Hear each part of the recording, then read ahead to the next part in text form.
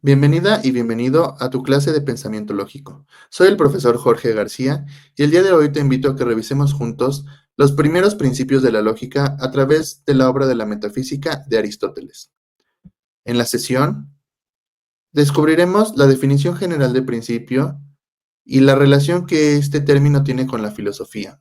Conoceremos también la definición de los principios más importantes propuestos por Aristóteles y a través de algunos ejemplos revisaremos la relación que existe entre ellos, para que finalmente logremos reflexionar acerca de la importancia de los primeros principios para el estudio de la filosofía en la búsqueda de la verdad.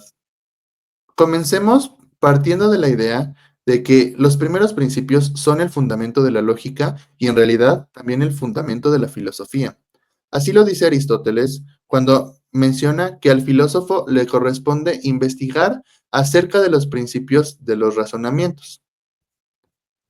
Recordemos por sesiones anteriores que un razonamiento es la manera en la que el pensamiento ordena, sistematiza y estructura la experiencia de la realidad. En ese sentido, podríamos decir que los primeros principios son aquello que media entre el pensamiento y las cosas mismas, y lo que, en última instancia, nos va a llevar a formular lo que en términos filosóficos se conoce como verdad. Aristóteles define a los primeros principios de esta manera. Tales principios pertenecen a todas las cosas en tanto que cosas son. Esto, en efecto, es lo que tienen en común.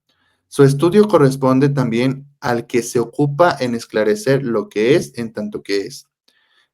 Aquí tenemos tres ideas fundamentales. La primera es que a partir de reconocer que estos principios pertenecen a todas las cosas y es lo que todas las cosas tienen en común, podemos ejemplificar que se trata de los primeros principios porque es lo primero que nosotros percibimos y podemos afirmar de las cosas cuando tenemos experiencia de ellas. Y son principios en la medida en la que son el fundamento que todas las cosas tienen en común. El objetivo de estos primeros principios es esclarecer lo que las cosas son en tanto que ellas mismas. Comencemos con el primero de los principios, el de no contradicción. Aristóteles lo define a partir de la siguiente expresión. Es imposible que lo mismo se dé y no se dé en lo mismo a la vez y en el mismo sentido. Dicho de otra manera, es imposible que una cosa sea y al mismo tiempo no sea bajo las mismas circunstancias y en el mismo momento. En términos lógicos se escribe de esta manera. No es posible que A sea A y al mismo tiempo no A. También podríamos decir, no es posible que A sea A y al mismo tiempo B. Para poner algunos ejemplos, pensemos en un carro. No es posible que un carro sea al mismo tiempo amarillo o sea gris. Tampoco es posible que un carro sea al mismo tiempo carro y bicicleta. Y más aún, tendríamos que decir que no es posible que un carro o una bicicleta existan y al mismo tiempo no existan.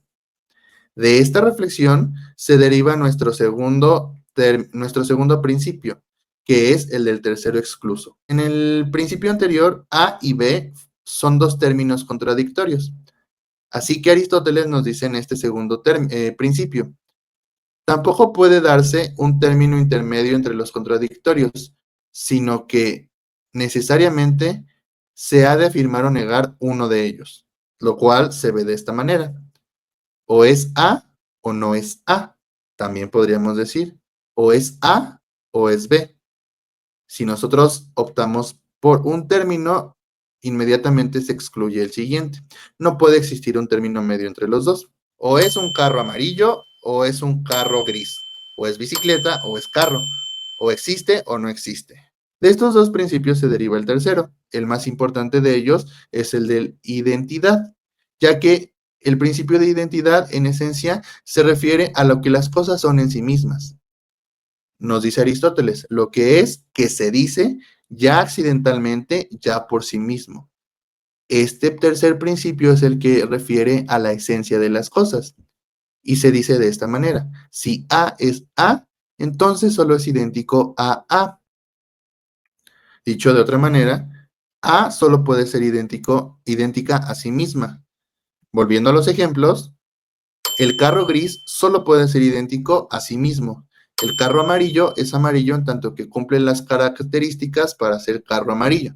La bicicleta es en sí misma siempre y cuando cumpla con sus características. Del mismo modo, si las cosas existen, existen en sí mismas y no en otras cosas.